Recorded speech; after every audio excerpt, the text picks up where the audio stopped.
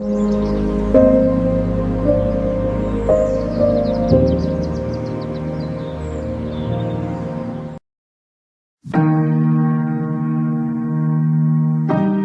오르심에 제자들이 따랐더니 바다에 큰 놀이 일어나 배가 물결에 덮이게 되었으되 예수께서는 주무시는지라. 그 제자들이 나와 깨우며 이르되 주여 구원하소서, 우리가 죽겠나이다. 예수께서 이르시되 어찌하여 무서워하느냐, 믿음이 작은 자들아 하시고 곧 일어나사 바람과 바다를 꾸짖으시니 아주 잔잔하게 되거늘 그 사람들이 놀랍게 여겨 이르되 이가 어떠한 사람이기에 바람과 바다도 순종하는가 하더라. 또 예수께서 건너편 가다라 지방에 가심에 귀신 들린 자 둘이 무덤 사이에서 나와 예수를 만나니 그들은 몹시 사나워 아무도 그 길로 지나갈 수 없을 지경이더라. 이에 그들이 소리질러 이르되 하나님의 아들이여, 우리가 당신과 무슨 상관이 있나이까? 때가 이르기 전에 우리를 괴롭게 하려고 여기 오셨나이까 하더니 마침 멀리서 많은 돼지떼가 먹고 있는지라. 귀신들이 예수께 간구하여 이르되 만일 우리를 쫓아내시려면 돼지떼에 들여보내 주소서 하니 그들에게 가라 하시니 귀신들이 나와서 돼지에게로 들어가는지라. 온 떼가 비탈로 내리더라 바다에 들어가서 물에서 몰사하거늘 치던 자들이 달아나 시내에 들어가 이 모든 일과 귀신 들린 자의 일을 구하니 온 시내가 예수를 만나려고 나가서 보고 그 지방에서 떠나시기를 간구하더라. 아멘. 어제 본문을 통해 우리는 두 명의 제자를 만났었습니다. 이 두 명의 제자는 모두 예수님과 생각의 결이 달랐던 사람들이었죠. 주님은 즉시 따르기를 원했고 주님은 또한 예수님께서 행하시는 것처럼 자기 비움, 내려놓음을 통해서 진정한 제자도를 실천하기를 원하셨지만 그 사람들은 그것과 결이 다른 자신들의 욕심의 길로, 원함의 길로 나아가기를 원했었습니다. 그런데 오늘 본문을 보면 그들과 또 다른 제자들이 등장하는 걸 보게 됩니다. 이 사람을 우리가 이른바 12제자라고 표현하는 바로 그 사람들이죠. 이들이 예수님과 함께 배를 타고 가다라 지방에 가기 위해서 한밤중에 그 항해 길에 올라선 것을 보게 됩니다. 그런데 그들의 면모는 참 달라요. 지금 모습 안에서도 예수님께 단 한 번의 토도 달지 않고 또 항변도 없이 그저 순응함으로 따라갑니다. 특히 그들 가운데 네 사람, 베드로, 안드레, 야고보, 요한이 네 사람은요, 주님께 처음 부름을 받을 때에 즉각 순종하여 나섰던 걸 보게 돼요. 생업을 내려놓고 아버지를 버려두고 예수님을 쫓았습니다. 그들에게 고민이라는 건 없었습니다. 주님이 부르시니 아멘하고 따라갔단 말이에요. 앞선 두 사람과 이 제자들은 아주 절묘하게 비교가 되고 있는 것을 보게 돼요. 마태의 의도적인 편집이라고밖에 볼 수가 없습니다. 왜 이게 이렇게 배열되어 있을까요? 마태는 여전히 제자도가 무엇인지 우리에게 알려주고 싶은 거예요. 이 시대의 모든 그리스도인들은 사실 제자로 부름받았거든요. 마태복음 28장 19절과 20절, 이 위대한 주님의 사명 안에 담겨있는 걸 보게 되면 모든 믿음의 사람들은 제자로 초청을 받습니다.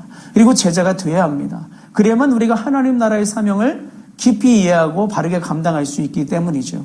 우리가 예수 이름으로 구원받았고 십자가의 크신 사랑을 받은 이유는 하나님 나라에 있음을 잊지 말아야 되는데 그 길을 가기 위해서 우리가 선결 조건으로 해결해야 될 것은 바로 제자가 되는 겁니다. 그래야 우리 스승 되시고 리더 되시고 인도자 되시는 주님, 그 주님을 따라 믿음의 길을 온전히 나아갈 수 있기 때문이죠. 그 제자들이 가져야 될 가장 첫 번째 덕목은 하나님 앞에 지금 순종, 지금 동행하는 것입니다. 제자들은 지금 그것을 보여주고 있어요. 그런데 여기서 오늘 우리가 한 가지 꼭 짚고 넘어가야 될 것은 어제도 우리가 살폈던 부분입니다만 이 제자들이 주님을 즉시 따랐다, 생업을 버렸다, 아버지를 버렸다 해서 주님을 따라가는 것이 내가 갖고 있는 모든 것을 다 포기하고 버려버리고 관계를 단절하는 것이라 오해해서는 안 됩니다. 어제도 제가 설명드렸잖아요. 주님이 제자로 초청하시는 이유는 네가 나의 제자가 되고 나를 따라서 내 안에서의 삶을 다시 이해해서 너의 삶에 돌아가 그것을 제대로 감당해라, 바르게 감당해라 하시기 위해서 제자로 초청하시는 것이다 라고 말씀을 드렸습니다. 그래서 흥미롭게도 마태는 이걸 이해하기 위한 단서로 우리 8장 첫머리에 베드로의 장모 열병 사건을 듭니다. 베드로는 이전에 이미 자기 집을 떠났어요. 그런데 처갓집에 방문을 합니다. 이 기사를 왜 뒀을까요? 베드로가 가족들과 완전히 단절한 게 아니라는 것을 의도적으로 보여주는 거예요. 그리고 오늘 어제 우리가 봤었던 그 두 번째 제자, 장래 문제를 다뤘던 그 제자의 사례를 들어서 예수 믿는 게 진짜 무엇인지 그것을 보여주고 싶었던 거죠. 자신의 식대로, 세상의 식대로 이제 가족들과 어떤 책임을 감당하던 사람들이 이제는 예수님을 기준에 삼고 그 관계의 기준을 바꿔서 진짜 기준 안에서 가족을 더 건실한 가정으로, 믿음의 가정으로 세우는 것, 주님께서 이것을 요청하고 계신다. 이걸 말하기 위해서 이걸 보여주고 있는 겁니다. 그러니까 오늘 우리는 믿음 안에서 모두가 그리스도의 제자의 삶을 갈망하면서 그 안에서 우리에게 맡겨진 모든 일상의 자리에서 합당한 믿음의 삶을 펼쳐낼 사명이 있다.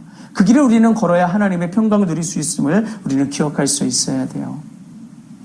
결국 우리의 주인은 예수님이시고 우리의 길은 주님께서 무엇보다 잘하시며 우리로 하여금 사명의 저편으로 가자, 내가 동행하겠다 말씀하시는 분도 예수님이시기 때문입니다. 자, 이 제자들을 말하는 마태가요, 오늘 우리를 이 12제자가 주님과 함께 따라 나섰던 한밤중의 풍랑의 자리로 먼저 우리를 안내합니다.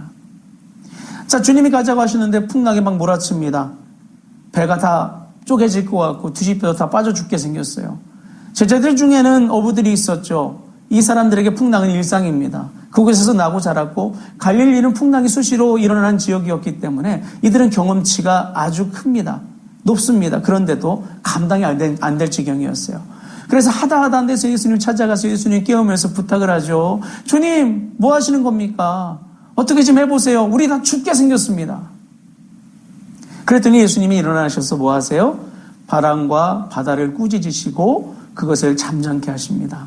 그리고 제자들의 책망하시죠. 이 믿음이 작은 자들아, 왜 두려워하느냐?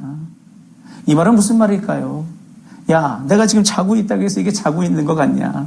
그리고 이 배에 너희들만 있냐? 나도 있지 않냐? 니네 빠지면 나도 빠진다.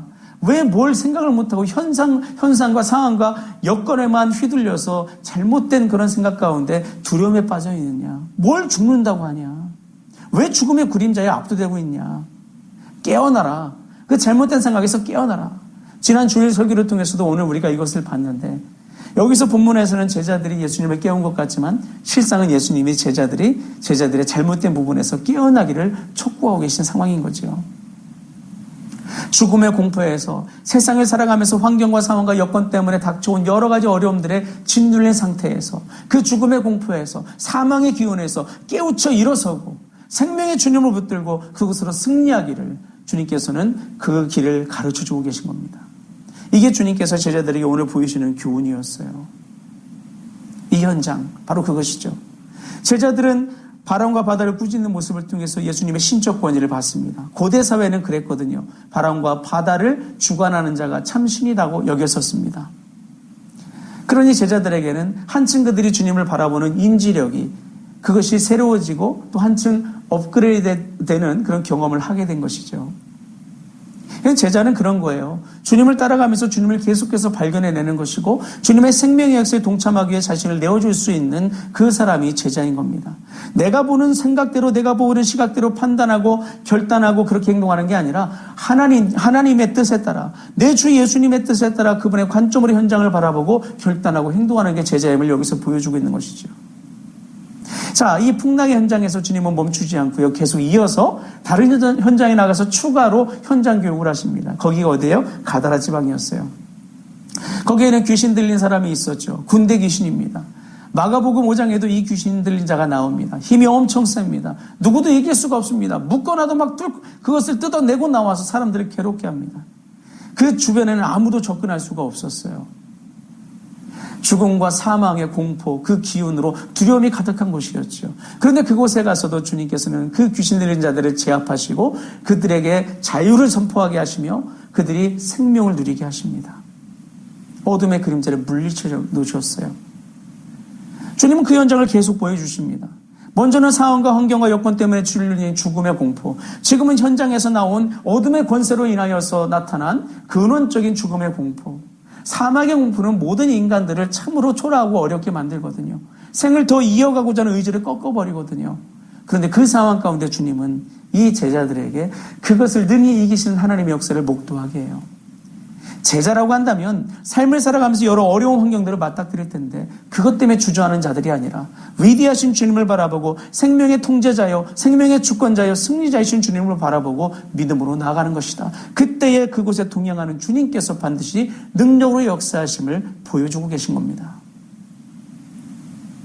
특히 그들을 제자 삼은 분이 누구신지 알게 하는 것이죠. 이게 오늘 우리가 가져야 될 정신이에요. 특히 여러분 거기에서 그 귀신 들린 자들이 귀신이 떠나가고 그들이 생명을 얻고 제정신을 차리면서 뭐가 임했어요? 하나님의 통치, 하나님의 나라가 임했어요. 제자들은 그렇게 부름받은 사람이라는 거예요. 주님과 함께 동행하면서 하나님 나라를 이루어가고 확장하는 사명을 그들은 가졌다는 것을 알려주시는 거예요. 그리고 이제 그렇게 살기 위해서 어떻게 해야 할까요? 그들에게는 긍휼의 정신이 있어야 돼요. 예수님 주인 정신은 말할 것도 없고요. 주님과의 동행은 말할 것도 없고요. 그 안에서 뭐가 있어야 돼요? 긍휼의 정신. 생명을 불쌍히 여기고 귀히 여기는 정신이 있을 때에 가장 귀한 가치를 붙들 수 있을 때 그들은 하나님 나라의 사명을 제대로 감당할 수 있음을 알려주시는 겁니다. 이 가다라 지방의 이 두 귀신 들린 사람들은요, 그들의 특징들 때문에 악한 영향력 때문에 마을 공동체로부터 추방되고 격리된 사람들이에요. 버림받았고 그 누구도 거들떠 보지 않은 사람들. 그런데 그 사람들을 향하여 주님은 풍랑을 뚫고 들어가셨단 말이에요. 우리 믿음의 사람들은 그렇게 살아가야 될 사람들이라는 거죠. 세상 사람들의 한계에 갇히고 잘못된 편견에 갇힌 그 세상 속에 우리가 뛰어들어가서 그 한계와 편견을 다 걷어버리고 예수님의 뜻에 따라 주님 나라를 세우기 위해 주님의 능력으로 행하고 그 사람들을 끌어안을 사람들이 바로 우리라는 이야기입니다. 여러분, 우리 모두는 이 일을 감당할 달란트를 부여받은 사람들, 그 정신이 우리 가운데 필요합니다. 중요한 건 그렇게 하나님 나라를 위해 긍휼의 정신으로 주님의 사랑으로 우리가 믿음으로 나아갈 때에 주님이 그곳에 함께 하신다는 거예요. 그런데 보세요. 세상은 그렇지 않고 세상식으로, 세상 논리로, 세상 이해관계로 살아가죠. 오늘 본문을 보게 되면 돼지떼가 다 몰살해서 죽게 됩니다. 돼지 산업이 주 산업이었던 이 가다라 지방 사람들은 혼비백산했어요. 마을 사람들이 이 일을 알고 예수님을 만나러 왔습니다. 처음 이거를 읽는 사람들은 만나러 왔다는 이 이야기 때문에 고무될 거예요. 그런데 기대가 완전히 무너집니다. 만나러 와서 뭐라고 해요? 만나러 온 목적이 있었어요. 여기서 떠나가세요. 여기 머물지 마세요. 제발 가주세요. 왜요? 또 손실이 일어날까 봐 두려운 거예요. 저분이 왔더니 우리 주산업이 무너져 내렸다. 더 큰 손실이 일어나면 어떡하냐? 내보내자. 예수님을 몰아냈어요. 만나고도 내보냈어요. 오늘 우리가 그럴 수 있어요. 이 땅 살아가면서 하나님 나라 개념이 아니라 세상 이해타산에 젖어있는 세상식으로 세상 관점으로 살면 예수님 몰아낼 수 있어요. 입으로는 주님과 동행한다지만 몰아낼 수 있어요. 이걸 오늘 우리가 기억해야 돼요. 여러분, 오늘의 삶이 주님과 동행하는 제자의 삶이요, 생명의 역사를 이루는 삶이 되길 원하고, 여러분이 오늘 살아가는 삶이 주님이 왕 되신 주님이 통치하신 하나님 나라의 역사, 생명과 평안이 가득한 역사가 되길 원하면 세상의 이해타산에 젖은 생각들을 다 내려놓고 주님 안에서 가장 귀한 가치를 쫓는 믿음의 길을 걸으시기를 바랍니다. 그 가운데 그 제자에 합당한 제자들을 쫓는 삶 가운데 하나님의 놀라운 역사가, 생명의 역사가 충만하게 일어날 줄 믿습니다. 기도하시겠습니다. 좋으신 하나님 아버지, 감사합니다. 오늘 말씀을 통해 우리가 마땅히 추구해야 될 믿음의 길, 생명의 길에 대해서 살펴보았습니다. 하나님, 세상의 이해타산에 젖은, 물질 만능주의에 젖은 모든 생각을 내려놓고 믿음 안에서 주의 길을 따라 제자도에 합당한 믿음의 삶으로 생명을 소중히 여기고 긍휼의 정신으로 무장하여서 주님과 함께 동행하며 하나님 나라의 확장에 기여하는 삶을 살아가 주님과 늘 함께 머물고 주님과 늘 생명의 역사와 평안의 역사에 함께 동참하고 누릴 수 있는 우리 모두가 되게 하여 주시옵소서. 그렇게 살아갈 수 있도록 우리의 영성을 깨우시고 믿음과 은사와 지혜의 능력을 더하시며 우리의 삶의 환경을, 여건들을, 건강의 문제를, 물질의 자리에 함께 하셔서 주의 놀라운 섭리하신 가운데 가장 아름다운 결실을 이루게 하셔서 그 평강과 충만한 가운데 승리하는 한 날을 살게 하여 주옵소서. 감사드리며 우리 주 예수 그리스도의 이름으로 기도합니다. 아멘.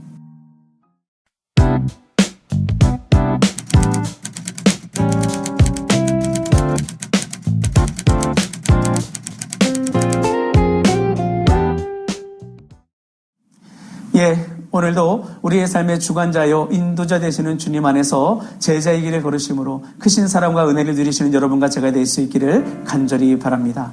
주님 안에서 사랑합니다. 그리고 축복합니다.